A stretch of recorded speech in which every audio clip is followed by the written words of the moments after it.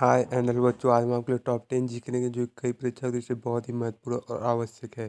चाहे वो NTPC R O, A R O हो, यूपीएससी हो, आर्मी हो, लेखपाल का हो या एसएससी जीडी कांस्टेबल, कोई परीक्षा हो, सभी परीक्षाओं दृष्टि से बहुत ही महत्वपूर्ण आवश्यक है, चाहे वो यूपीएससी ही क्यों ना हो। चलिए हम चलते अपने पहले सवाल की तरफ। पहला सवाल कि साहित्य अकादमी पुरस्कार जीतने वाली पहली महिला कौन थी? कृष्णा सोबती, राजेंद्र कौर, अमृता प्रीतम या मीरा कुमारी? तो इसका option number C, Amrita Pritam. Amrita Pritam ही वो पहली महिला थी जिन्हें साहित्य अकादमी पुरस्कार मिला था। क्वेश्चन नंबर दूसरा है, मानसिक आयु का प्रत्यय दिया था स्टर ने, बीन था साइमन ने, टर्मन या सिल्वर ने? ऑप्शन नंबर बी, बीन था साइमन नामक वैज्ञानिक ने सर्वप्रथम मानसिक आयु के बारे में बताया था। और मानसिक आयु और शारीरिक आयु में बहुत भिन्नता होती है, और किसी भी व्यक्ति की आईक्यू लेवल का पता लगाया जाता है उसके मानसिक आयु और शारीरिक आयु के माध्यम से ही। हम चलते अपने नेक्स्ट सवाल की तरफ, तीसरे सवाल की तरफ। क्वेश्चन नंबर दूसरा, एसएससी जीडी और एनटीपीसी में कई बार पूछा है, प्लीज़ आप जरूर इसे नोट डाउन कर लीजिए। अब हम चलते अपने तीसरे सवाल की तरफ। तीसरा सवाल है कि क्रिया प्रसूत अनुकूलन सिद्धांत का प्रतिपादन किसने किया था? स्किनर ने, पावलोव, थॉर्नडाइक या कोहलर ने? ऑप्शन नंबर पहला इसका सही है। स्किनर नामक वैज्ञानिक ने ही क्रिया प्रसूत अनुकूलन सिद्धांत का प्रतिपादन किया था। क्रिया प्रसूत अनुकूलन का मतलब होता है कि चूहों पर प्रयोग कर सीखना। आपने सुना होगा कि कोई कोई वैक्सीन या मेडिसिन जब नया बनता है तो उसका पहला ट्रायल जो होता है वो कई जंतुओं पर होता है या जानवरों पर होता है। तो आपने कई बार सुना होगा कि चूहों पर हुआ है इसका प्रयोग। तो चूहों पर जो प्रयोग कर सीखने का जो सिद्धांत दिया था, स्किनर ने दिया था। अब हम चलते हैं अपने नेक्स्ट सवाल की तरफ। नेक्स्ट सवाल है कि चौथा, मनोविज्ञान की प्रथम प्रयोगशाला को किसने स्थापित किया था? सिगमंड ने, वाटसन ने, डब्ल्यू बुएन ने या टेलर ने? ऑप्शन नंबर इसका सी सही है। डब्ल्यू बुएन नामक वैज्ञानिक ने ही मनोविज्ञान की प्रथम प्रयोगशाला को स्थापित किया था। बहुत एसएससी जीडी मैंने देखा और एनटीपीसी में कि ऐसा भी सवाल पूछ लिया है इसमें कि मनोविज्ञान की प्रथम प्रयोगशाला को कहाँ स्थापित किया गया है या किस देश में स्थापित किया है। तो जर्मन में मनोविज्ञान की प्रथम प्रयोगशाला को स्थापित किया गया था और इसको स्थापित करने वाले वैज्ञानिक का नाम था डब्ल्यू बुएन। अब हम चलते हैं अपने नेक्स्ट सवाल की तरफ, 25 सवाल की तरफ। 5वां सवाल है कि किसे फादर ऑफ इंडिया सर्विसेज कहा जाता है? पंडित जवाहरलाल नेहरू, डॉक्टर राजेंद्र प्रसाद, बाल गंगाधर तिलक या सरदार वल्लभ भाई Patel? Option number D, Sardar Vallabh भाई पटेल को फादर ऑफ इंडिया सर्विसेज कहा जाता है।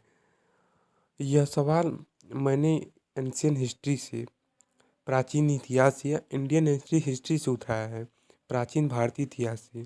यहाँ पर मैंने 5-6 सवाल इतिहास से उठा लिया है, प्राचीन भारतीय इतिहास से, क्योंकि आप कोई भी परीक्षा हो, लेखपाल का हो, एनटीपीसी हो या यूपीएससी ही क्यों ना हो या एसएससी जीडी यूपीएससी ही क्यों ना हो, उन सभी परीक्षाओं में आप देखते होंगे कि अधिकतर अधिकतर हिस्ट्री से ही रिलेटेड सवाल उठाया जाता है।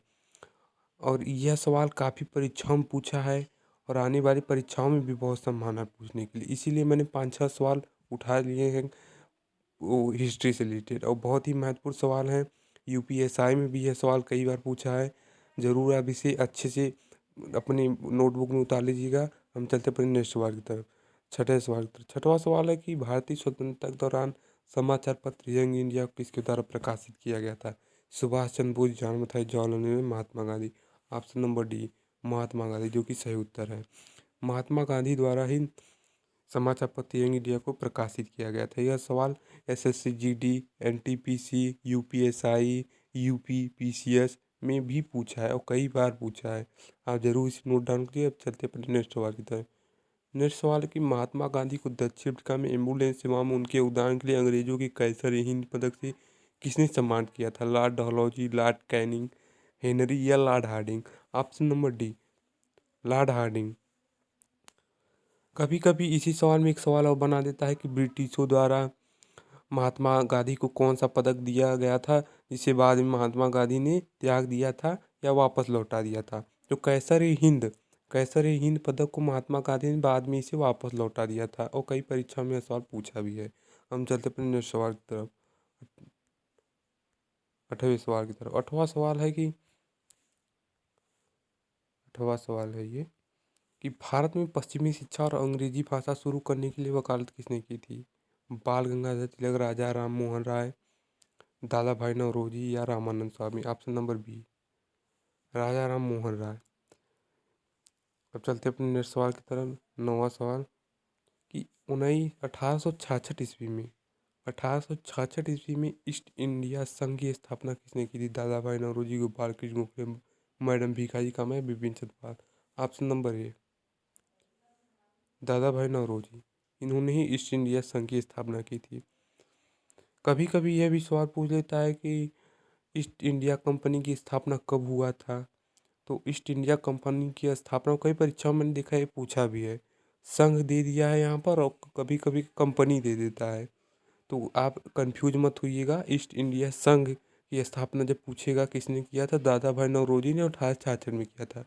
और यदि पूछ लिया ईस्ट इंडिया कंपनी की स्थापना कब हुआ था, तो 1600 ईस्वी में ईस्ट इंडिया कंपनी की स्थापना हुआ था। अब हम चलते अपने नेक्स्ट सवाल की तरफ, 10वें सवाल की तरफ।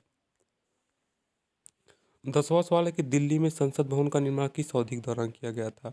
1887, 1890, 1901, 1908, 1921। 1887 से 1890 के बीच में, 1901 से 1908 के बीच में, 1921 के बीच से 1927 बीच में, या 1935 के बीच से 1937 बीच में। ऑप्शन नंबर इसका सी सही है। ऑप्शन नंबर सी सही है इसका। 1921 से 1927 की अवधि के दौरान ही दिल्ली में संसद भवन का निर्माण कराया गया था। बट देखा जाए तो अब नया बन रहा है 19-20 में, 2019-20 में संसद भवन, नया संसद भवन का निर्माण हो रहा है। अब आपको अगली बार जब वीडियो ले आएंगे तो एंशियंट हिस्ट्रीज ले आएंगे, और वह सवाल कई परीक्षाओं में पूछा है और बहुत ही महत्वपूर्ण सवाल है। प्लीज़ आप हमारे वीडियो को लाइक एंड सब्सक्राइब टू हमारे channel career knowledge to memory को। धन्यवाद।